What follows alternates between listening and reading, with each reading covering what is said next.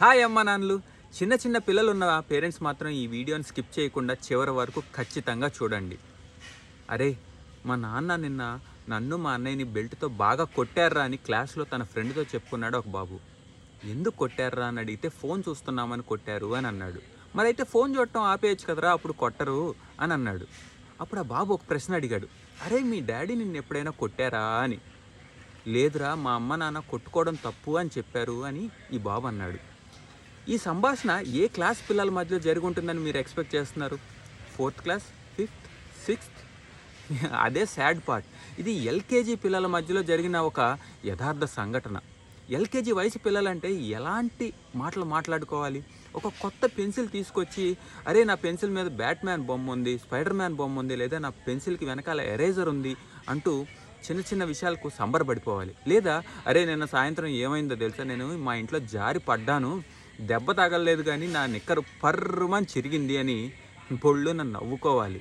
ఇలా చిన్న చిన్న విషయాలకు వాళ్ళు సంబరపడిపోతూ ఉత్సాహంగా గడపాల్సిన వయసులో స్కూల్కి ఇలాంటి భారమైన ఫీలింగ్స్ని మోస్తూ వస్తున్నారంటే వాళ్ళ మెంటల్ హెల్త్ మీద ఎలాంటి తీవ్ర ప్రభావం చూపిస్తుంది అన్నది మనం అర్థం చేసుకోవాలి. అమ్మా ఆడుకుందాం రా అంటూ ఒక 2.5 ఏళ్ల పాప వాళ్ళ అమ్మ చేయి పట్టుకుని లాగుతూ మారాన్ చేస్తోంది. వాళ్ళ అమ్మ ఏమో మరొకరితో మాట్లాడుతూ ఉన్నారు.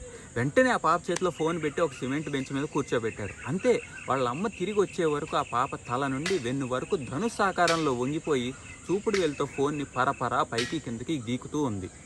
మరో చోట అదే పార్కులో ఒక నాన్న వాళ్ళ స్నేహితులతో వాలీబాల్ ఆడుకోవడానికని వచ్చారు. ఆట మధ్యలో డిస్టర్బ్ చేయకూడదని తన 2.5 ఏళ్ల కొడుకుని ఒక ఇటుకరాయి మీద కూర్చోబెట్టి ఫోన్ చేతిలో పెట్టాడు. అంతే, ఆట అయ్యే వరకు ఆ బాబు తలెత్తితే ఒట్టు. ఈ 2 సందర్భాల్లో కూడా ఫోన్ ఇవ్వమని ఆ పిల్లలు అడగలేదు. అమ్మ ఆడుకుందాం, నాన్న ఆడుకుందాం అని మాత్రమే అడిగారు. ఎస్, అడుగుతారు, అది వాళ్ళ హక్కు, వాళ్ళ అవసరం, మనం తీర్చాల్సిన అవసరం. ఇలా రకరకాల సందర్భాల్లో పిల్లలతో సమయం గడపలేక, వాళ్ళు మారం చేసినప్పుడు సముదాయించలేక, వాళ్ళ నోర్లు మూయించడానికి చేతిలో ఫోన్లు పెట్టి వాళ్ళని ఫోన్లకు బానిసలను చేస్తున్నాం. తర్వాత వాళ్ళు ఫోన్లకు అలవాటు పడినందుకు మనమే వాళ్ళని కొడుతున్నాం. ఇది ఎంతవరకు కరెక్ట్? చిన్న వయసు నుండే ఫోన్లకు అలవాటు పడటం వలన కలిగే పరిణామాలను పిల్లలు జీవితాంతం మోస్తూనే ఉంటారు. నలుగురితో కలవలేరు, ఏకాగ్రత నిలవక చదువులో వెనకబడిపోతారు, శ్రమ కరువయ్యి శారీరక ఆరోగ్యం దెబ్బతింటుంది, భావోద్వేగాలను పంచుకోవడం చేతకాక తీవ్ర ఒత్తిడికి లోనవుతారు. మనం చేస్తూ ఉన్న తప్పులకు పిల్లలను బాధితులను చేయడం ఎంత అన్యాయం. ముందు మన లైఫ్ స్టైల్ మారాలి, మన బలహీనతల్ని మనం అధిగమించాలి. వీలైనంత ఎక్కువ సమయం పిల్లలతో గడిపి వాళ్ళతో మనకున్న రిలేషన్ని దృఢంగా చేసుకోవాలి. అప్పుడే మన పిల్లలు ఇక్కడ ఆనందంగా ఆరోగ్యంగా ఎదుగుతారు.